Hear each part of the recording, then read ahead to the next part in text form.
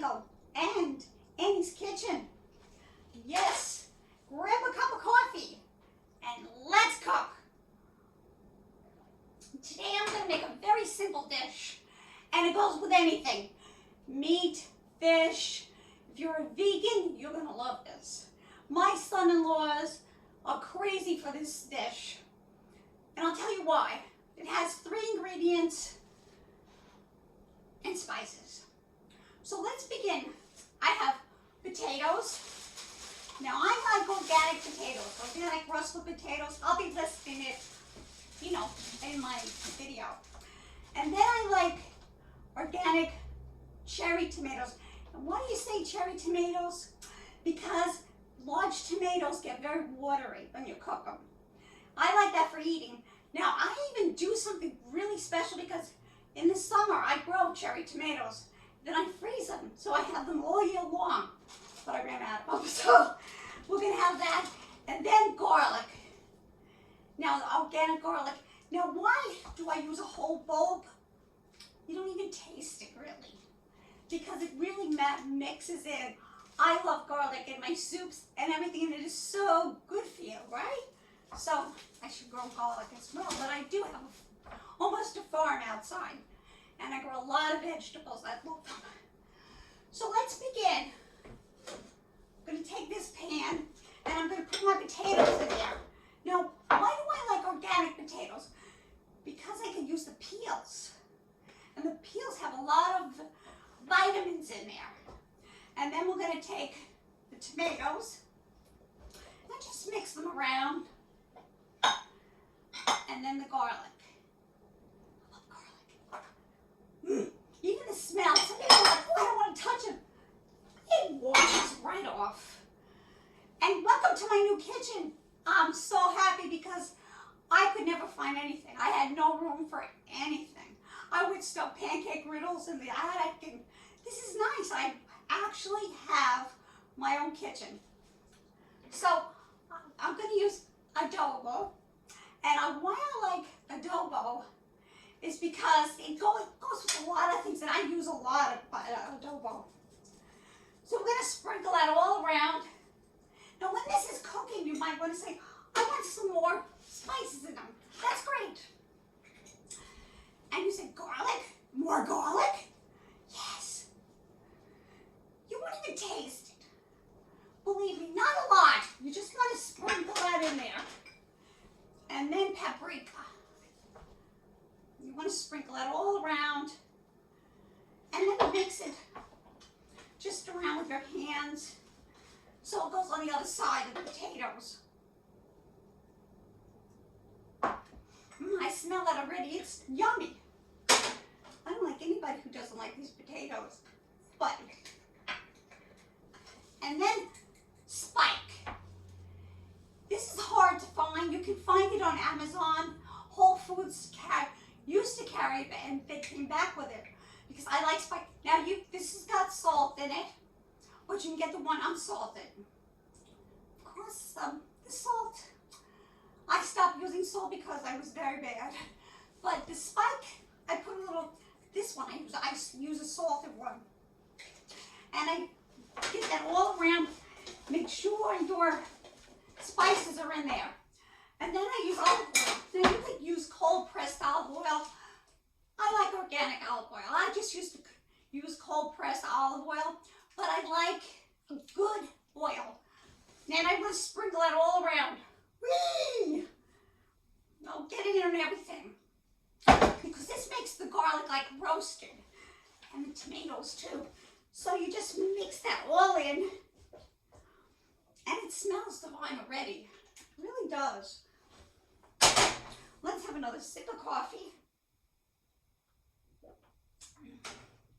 And because I cook a lot, I have a Viking oven, which I love. It cooks a chicken, a turkey, through and through. This oven is amazing. So I'm going to put this on, bake for 350 until the potatoes are tender. And we're going to eat. But try this. You're going to love it. Hi. Let's check if they're done. taking about 45 minutes. And they're done. Get my pot holders up. You know, you can never find them when you want them. Here they are. Let's put them on. Turn off the oven. Like, this oven really cooks fast, I think. Oh, yeah. My roasted tomato potatoes. Anne's own recipe with garlic. So here we are. Let's taste it. Now I've cubed. I used 3 potatoes in this. It's a lot for 3 potatoes. They were big potatoes. And I cubed them pretty small because I wanted them to get all the flavor, right? And they're tender now, and the tomatoes are like, it's very roasty, and the garlic, oh, that garlic. I love garlic. So let me take a taste.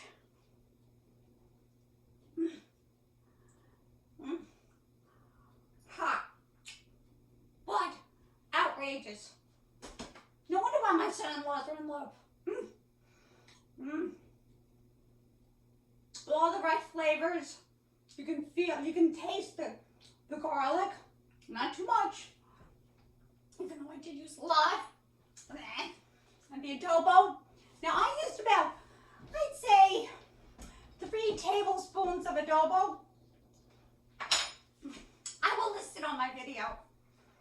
And a sprinkle of garlic, because I did have a lot of, and my one son-in-law really doesn't like vegetables, but he loves the garlic in here. He really does.